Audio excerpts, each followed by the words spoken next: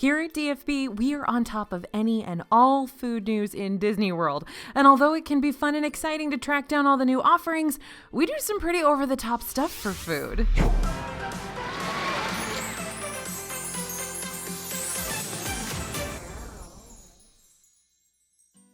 Hey everybody, it's AJ for Disney Food Blog. Over the years, we've eaten at every Disney World restaurant, tried some really great and some not so great food, hacked our way through snacks, and taken some awesome Insta-worthy shots. Now, everything might seem simple and straightforward. Really, how hard can eating food at Disney World be? Well, it can be expensive, exhausting, and sometimes just downright weird. Now, we've been doing some Q&As on social media, and a question we get asked a lot is how things work behind the scenes here at DFB. So we thought a fun way to speak to that and share a little bit about what our day-to-day looks like would be to tell you a few of the outrageous things we do for Disney food around here. There are hilarious bloopers, mistakes, and mess-ups on the rag, and this job is not easy, but it sure is exciting and fun. These are the outrageous things we've done for Disney food. This first one we've actually done multiple times, and that's drop $850 plus in one day on food. Epcot hosts a whole bunch of festivals throughout the year, including Festival of the Arts, the Food and Wine Festival, Festival of the Holidays, and the Flower and Garden Festival, which is going on right now.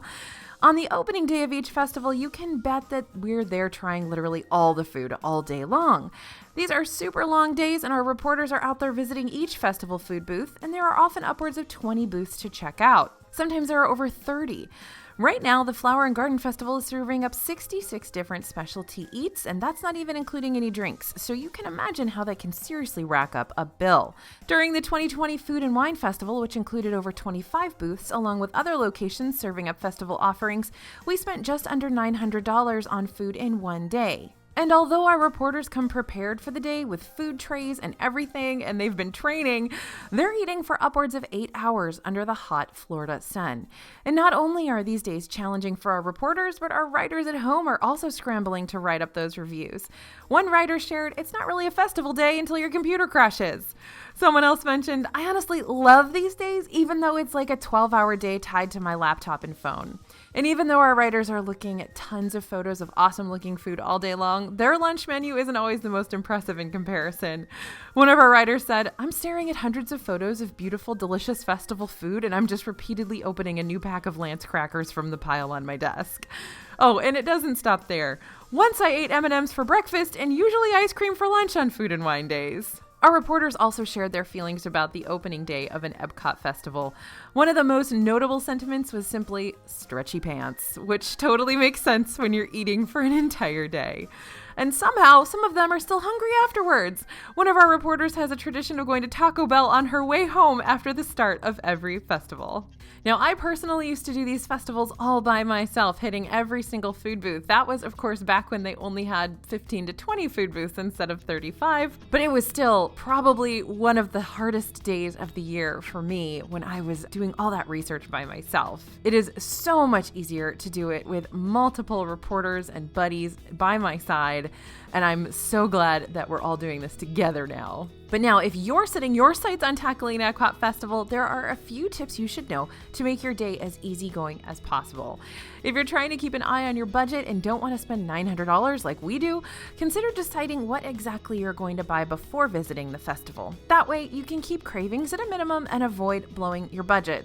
Don't forget, we eat it all, we take pictures of it all, and we put it all up on the blog that day. That's why we work so hard on those festival days to make sure you can see exactly what you can expect at the festival that day. And we always have the best of the fest written up that evening, so you always know what to get, even if you're going to the festival the next day. That's something we want to make sure we do for you because we'd want that done for us if we were you. So check out all those food photos, check out what to expect, and make that budget, and you know exactly where you want to go. We also do festival maps, so you can see sort of where those booths exist, so you can plan out your attack strategy. Now, remember, you can also find special wearable festival gift cards most of the time. You can preload these with your desired amount, like a regular gift card, but you can wear it around your wrist, so it's real convenient.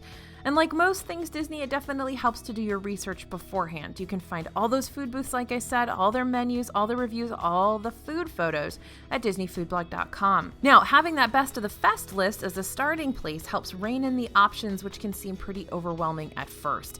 We also have complete festival guides that tell you everything you need to know. Head to dfbstore.com to pick up a copy of our different festival guides that include all the info you would need to know for Festival of the Holidays, Epcot Food and Wine Festival, and the Flower and Garden Festival. Don't forget to use code YouTube to get a discount on all those festival guides, any of our snack guides, any of our big DFB food guidebooks or bundles. Okay, next outrageous thing we've done for Disney food, spent nearly 24 hours working at a time. Sometimes Disney World likes to schedule huge events on the same day, and we're there to cover it all. There have been multiple occasions where a restaurant, ride, or land opens the same day as a festival starts. In 2019, the Epcot Food and Wine Festival kicked off on the same day as the opening of Star Wars Galaxy's Edge in Hollywood Studios. Multiple reporters, including myself, were working and eating from 4 a.m. until 2 a.m. the next day. That's serious commitment right there. And in 2020, Mickey and Minnie's Runaway Railway opened in Hollywood Studios on the same day as the Epcot Flower and Garden Festival started.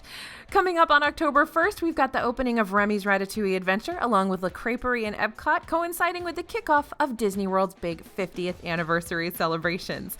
Those big news days can be really fun and exhilarating and exciting, but Disney, would it kill you to scatter your calendar just a little bit? Either way, you know we're going to be there. You know we're going to be covering it all, and we wouldn't have it any other way. All right, more outrageous stuff we've done for Disney food. This one's hilarious if you ever see it actually happening. Trekking with treats or making weird requests for an Insta-worthy shot. We take pictures of everything and try our very best to make even the most unappealing Disney foods look as appealing as possible, or at least a little photogenic so you can tell what's going on. Lots of Disney snacks look pretty appetizing to begin with, but others do need a little TLC, and that's where our picture-taking skills come in.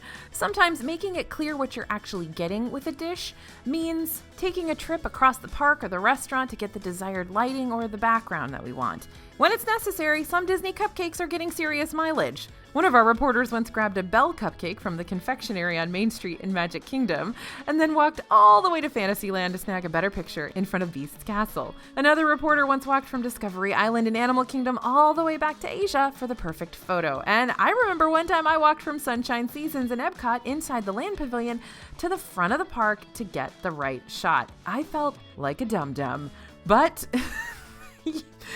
I'm a perfectionist. This is what we do. Now, in Disney World restaurants, I've also been known to take my food to a different table that has better lighting.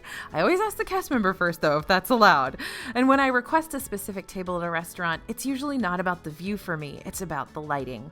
Once at Sci-Fi Dine-In Theater in Hollywood Studios, I brought my food outside of the restaurant to get a better shot. I know that sounds kind of weird, but if you've ever been inside Sci-Fi Dine-In, you know it's super dark in there, and those flash photography shots just don't look good, and nobody wants somebody flashing their photography flashes in the middle of their restaurant. By the way, here's a tip. If you do take pictures of your food and you want decent lighting at Sci-Fi without having to literally leave the restaurant, you can request a picnic table in the back. Those have much better lighting, and usually with the iPhones or DSLRs these days, they can handle that lighting a lot better than they can handle the lighting in the cars. Now, if you're wondering how to get the perfect Instagram-worthy shot, I've got some tips for you. You'll want to find a location that's A, appealing, and B, gives a little context for the thing you're eating. For example, if you're taking a picture of Dole Whip, you won't want to take a picture of it someplace in Frontierland. There, it's out of place and will probably melt before you get there anyway. For something like that, you want to grab a picture somewhere in Adventureland with a background that fits the theme of the land and your snack. Now, I know Disney World can be busy, but try to avoid having people in the photo. It causes distractions and takes the eye away from the star of the photo, which of course is the food. As I mentioned before, lighting is everything. You'll want to find the spot with great natural lighting. Also, sometimes under the hot Florida sun, you've got to move quickly. It helps to pick out a spot beforehand so you know exactly where to go and don't sacrifice the appearance of your food and the amount of time it might take to decide where your picture should be. By the way, a little tip that a lot of people don't realize, having direct sunlight on the food sometimes makes for light flares or strange shadows in your picture. And it doesn't always look appetizing. There's kind of the same result that you get with a flash picture sometimes. So I always like to find a shaded spot, or cloudy days always make for better lighting.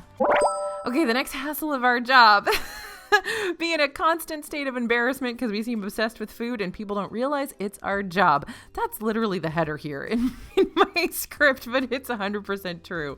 We're on the receiving end of looks of confusion from people all the time. Not only do we get confused looks, but we often hear people wondering aloud if we're actually going to eat that thing we're taking 100 pictures of, and sometimes they actually take pictures of us taking 100 pictures of things. One time I was taking pictures of a strawberry margarita from Regal Eagle in Epcot, and someone said, "What, you've never seen a drink before?" in a pretty snarky tone. And I laughed it off and said, "Yes, but this one has a strawberry." And he ended up laughing too, and we were pals by the end. But that's just something you learn to deal with when you do this for a living. Things have changed a lot since I first started this blog. Back then, people didn't have smartphones. Believe it or not, I've been doing this for well over 10 years. So taking lots of pictures of your food was considered super weird and much weirder than it is now. But with the introduction of platforms like Instagram and Twitter and Facebook, taking food pics has become much more normalized and less embarrassing, despite the weird glances we still receive.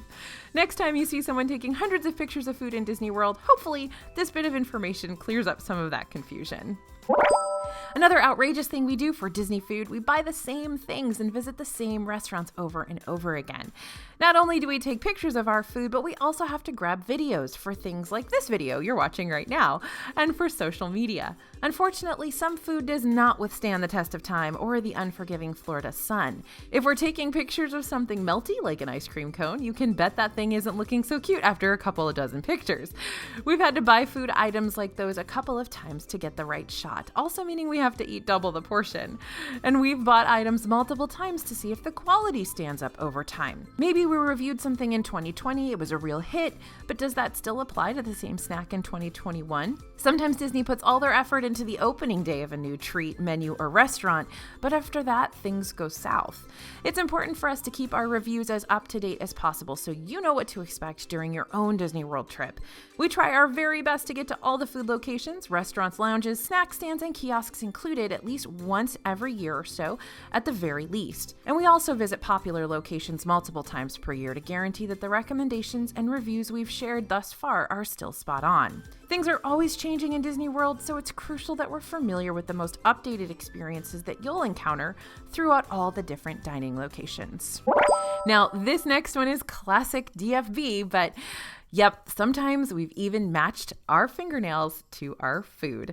Besides the food itself, our photos also feature a second star, the thumbs of our reporters.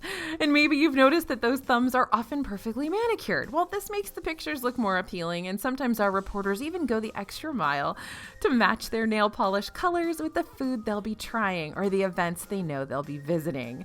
When Mickey's Not So Scary Halloween Party is happening, you can expect to see some orange nails in our food photos, and when it's the holiday season, some red and green will probably be in the mix. Now, this isn't required of our reporters. We never make them get manicures, but we're always trying our hardest to be as professional as possible. And sometimes that means making your fingernails look good. We have been really, really lucky to find reporters that care to go the extra mile to make sure that our photos look top-notch for you to consume them. I guess I'm not the only perfectionist around here. Okay, next outrageous thing we do for food: keeping a cooler in our trunk permanently.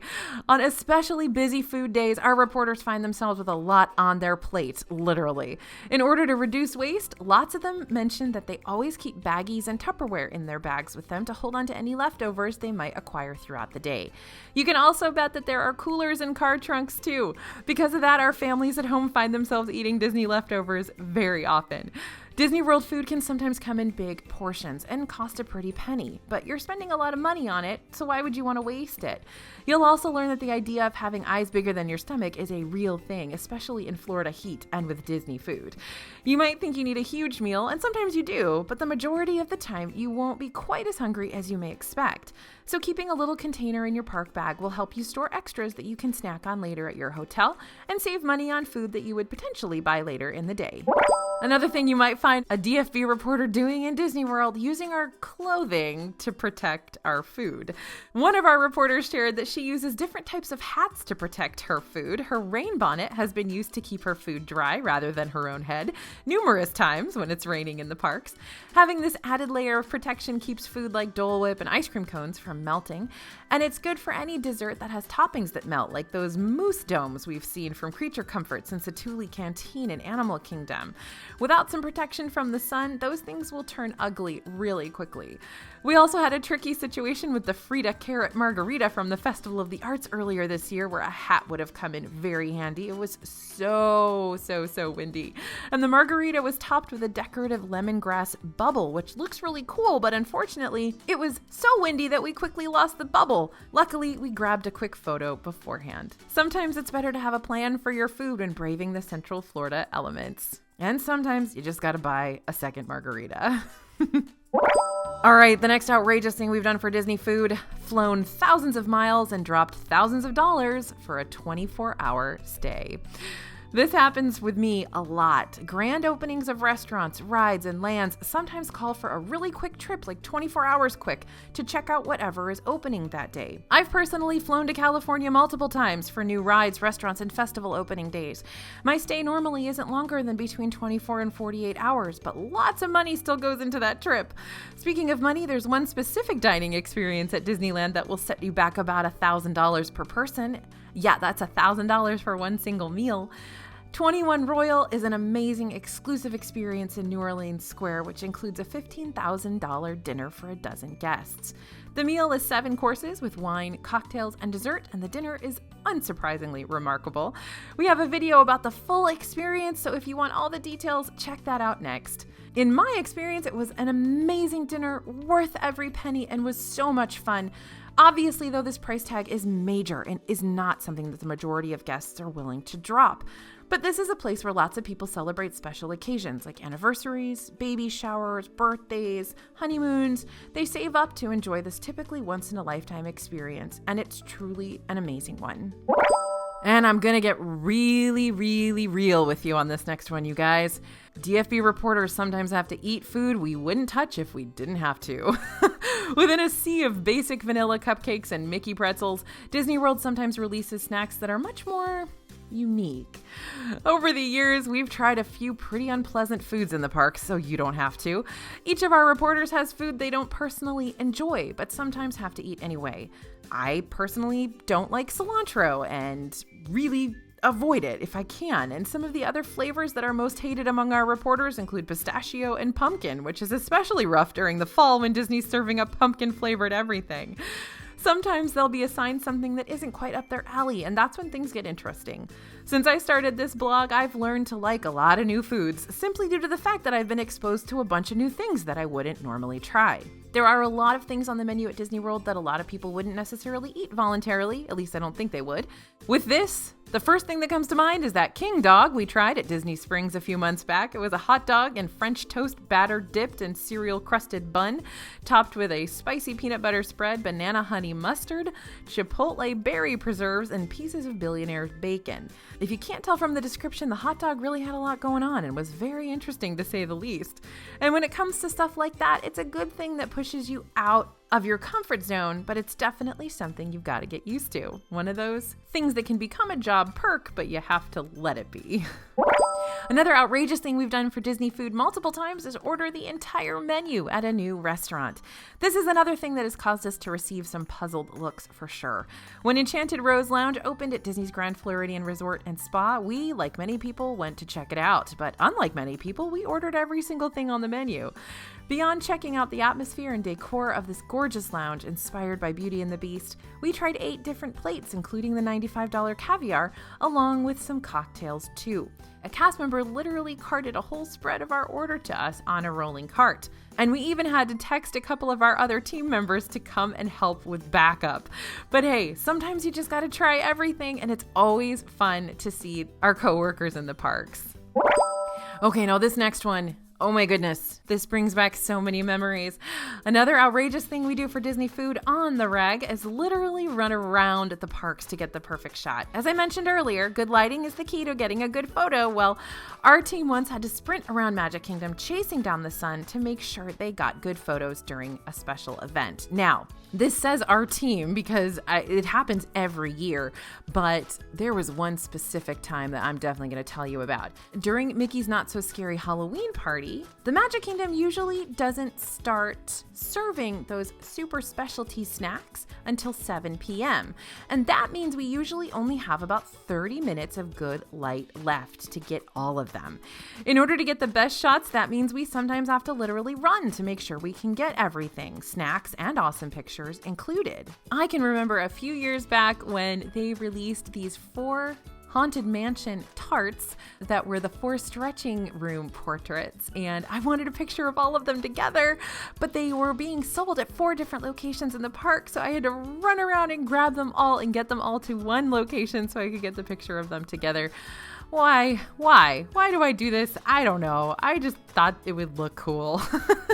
So there we go. I was sweating like I don't even know. It was bad news bears, but I got them. The pictures are on the blog, so there you go. We have this unwritten rule too among our team that any food item that will look best with a Cinderella castle background is first on the list to pick up. If we wait too long, you won't be able to see the castle. All right, another hilarious and outrageous thing we do for Disney food is make entire wardrobe changes in public restrooms or in our cars. And this happens a lot. When I visit Disney World, my schedule can sometimes be really jam-packed because I'm only there for a couple days at a time. I usually don't bring my family with me, and so I want to get back to them. Now, there's simply not enough time to do everything, but because I have a tendency to overcommit to things while also being chronically late, I make sure to plan ahead as much as I can. And yes, those plans often include changing my whole outfit in a car or bathroom to go to an event or a dinner reservation. Now, I'll make sure to bring that wardrobe change along with me for the day, so I've got it when I need it. And to you, it may sound like a hassle, but it's surprisingly effective. I've gone from riding Splash Mountain to dining at Victoria and Albert's at the Grand Floridian in a shockingly short amount of time. I'm not sure I could do it again. It's been a few years, but it's absolutely something that our team does on a regular basis. Some of our reporters' cars just look like their closet at home. Oh, and this one is one of my favorites. Disney food blog reporters are very, very used to eating multiple meals in very close proximity.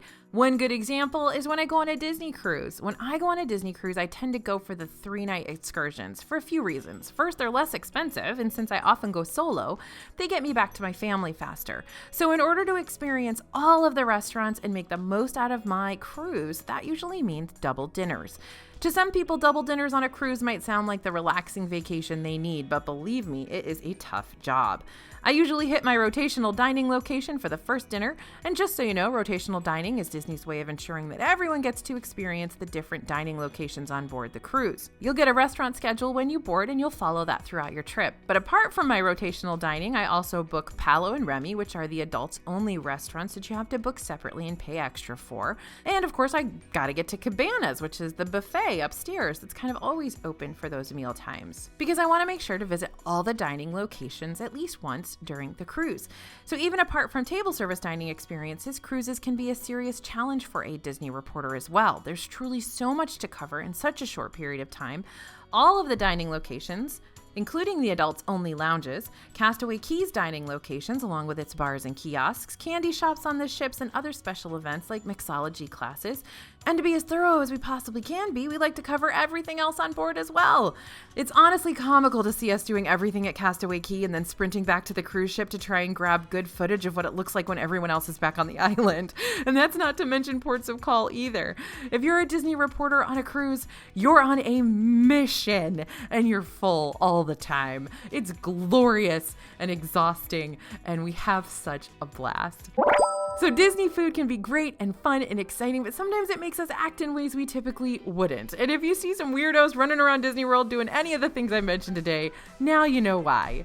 And hopefully that gives you a little bit of insight into what we do around here and how we do what we do. Because we don't actually speak to that very much. We don't talk about that too much here on DFB Guide. But it's important to know it's not just me. We've got a team of incredible people, most of whom have worked here for many years. And it really does feel like a giant family, especially for the past year during COVID, when these are the people I've seen every single day in my little computer screen.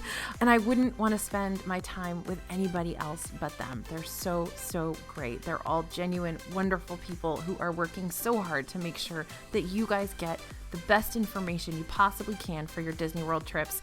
And while we absolutely love and adore every single minute we spend with an ice cream cone melting down our hand, our main goal is always the same, and that's to make sure that you guys get the information you need so that you're not wasting money, you're not eating bad food, and you're squeezing every single drop of fun and magic out of your trip to Disney World. That's why we do it. We love you. We love what we do. We know it's a dream job. And as we like to say around here, it's the hardest job we'll ever love. Now, what are the most outrageous things that you've done for Disney food? I know you've done some. So tell us your stories in the comments. Thank you guys for listening, and thanks for watching. As always, this is AJ for Disney Food Blog, and we'll see you real soon.